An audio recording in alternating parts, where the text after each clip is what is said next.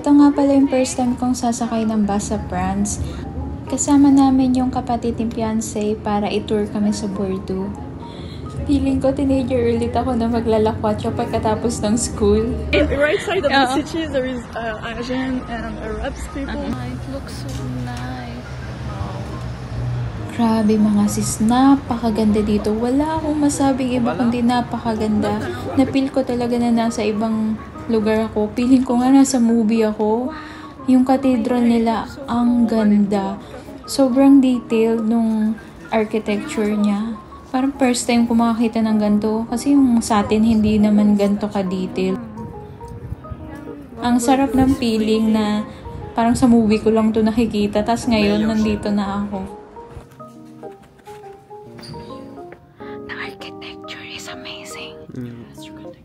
So amazing. Love it, so pretty.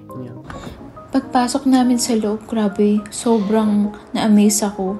Napaka-detailed sa loob. Tapos parang hindi mo ma-imagine na gawa siya ng tao. Napakaganda talaga ng architecture dito. Yeah, about your gate. Every building is the same, like it's... Take peek here in the entrance. No. You don't want to. Traditional like French cafe. With terrace. Yeah. You can drink and from people, the terrace. they take coffee at 5 p.m. Yes, there is two worlds too. Ang daming shops dito. Ouais, mais si tu te prends un vélo dans la gueule. François 1er et Cudor Super Bayonne. expensive for the coin.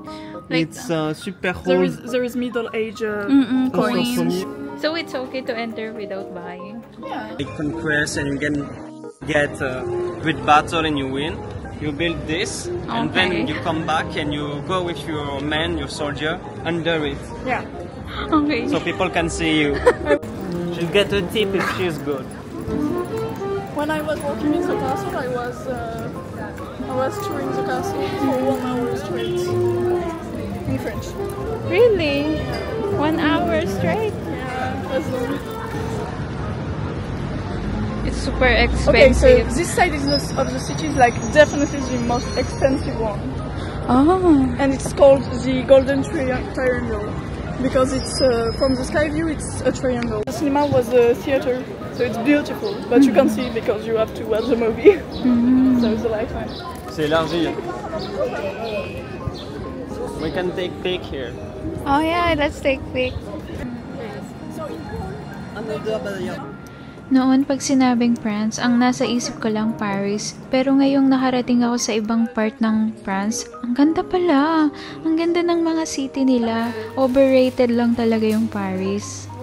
Pero syempre, gusto ko pa rin namang makapasyal sa Paris. Nakita lang namin tong shop ng macarons, then nag-decide kaming bumili. Sobrang daming tinda dito, iba't iba, hindi lang macarons. Natatawa talaga ako kasi feeling ko naglakwatsa lang ako after school na hindi alam ng mama ko. Ewan ko ba't ganun yung feeling ko habang nandito ako. Nakikita ko lang to sa Google, pero nakita ko na in person. You wanna swim? Grabe, sobrang detailed ng pagkagawa. Napakaganda in person. Nagpipiling main character kuno yung person. Habang binibidyohan kami ng sister ni fiancé. Siyempre, charot lang yun mga sis. So, ito na nga. Grabe yung sikat ng araw dito. Parang tanghaling tapat kahit na 6 p.m. na. Je pense qu'elle va le préférer en vrai. C'est pour ça qu'on allait là. Okay. This is Lafayette, Galerie Lafayette. Do you know it? No. No? Okay. So it's very famous. There is one in Paris. Full of shops. Yeah. It's the longest European pedestrian walk. Yes. It's Right. expensive too in Philippines. Same price.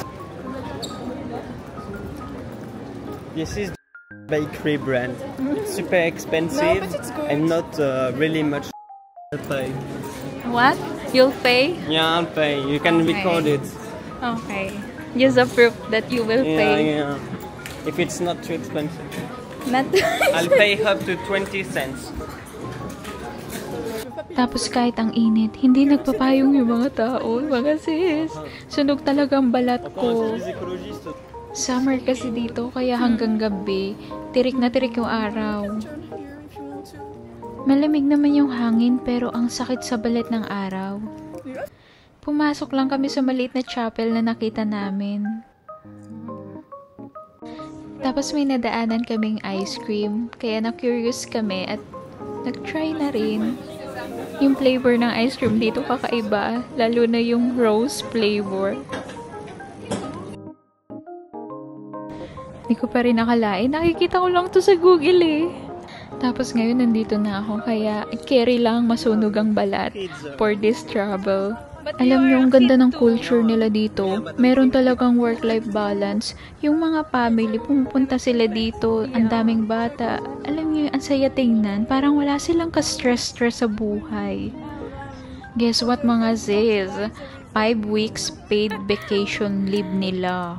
Diba? Ang ganda. 5 weeks paid vacation leave, tapos free healthcare. Amazing talaga yung France. Tapos yung tap water nila, safe inumin. Masarap yung lasa niya. Ito pala yung harap ng mirror. Then tatawid lang kami papunta dun sa isang attraction pa.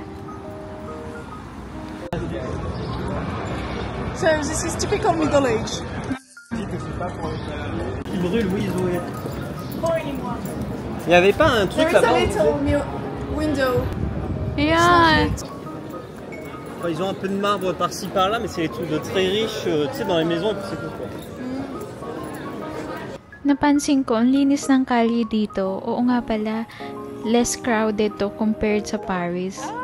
Karamihan ng mga tourists sa Paris talaga yung destination nila. Sobrang happy ko na may chance akong ma-explore yung ibang part ng France. Tapos pumasok lang kami dito sa souvenir shop. Wala lang. Gusto ko lang makita yung loob. Tapos makita yung mga prices.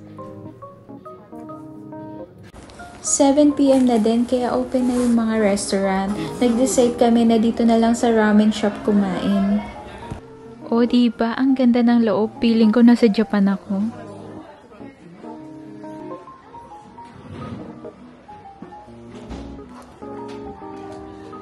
Ito yung menu nila, pero syempre, si Fiancé yung magbabayad.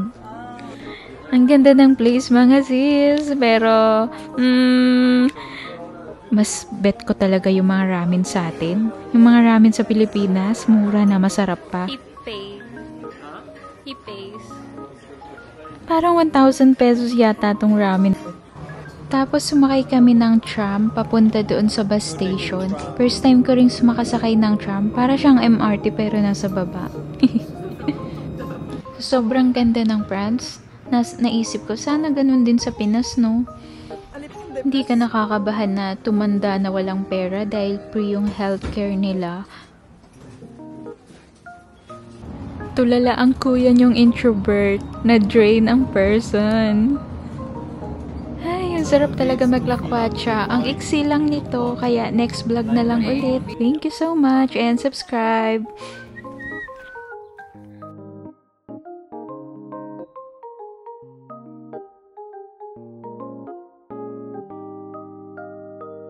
Super cute! Fresh flowers! Look at that! It smells so good! Super huge. Ici, c'est bizarre. C'est les chips à la J'ai crème. ouvert hier, j'ai goûté ça, c'est bizarre. Un Kentucky Okay, pickle. guys. Un vêtement de luxe à Paris en face de l'ambassade d'Israël. Non, t'aurais dû le prendre. Regarde, il y a ton J'en chat ai qui deux t'attend là-bas. dessus, j'ai pas Et encore Beans regardé. aussi. Regarde, Cat. toys, guys.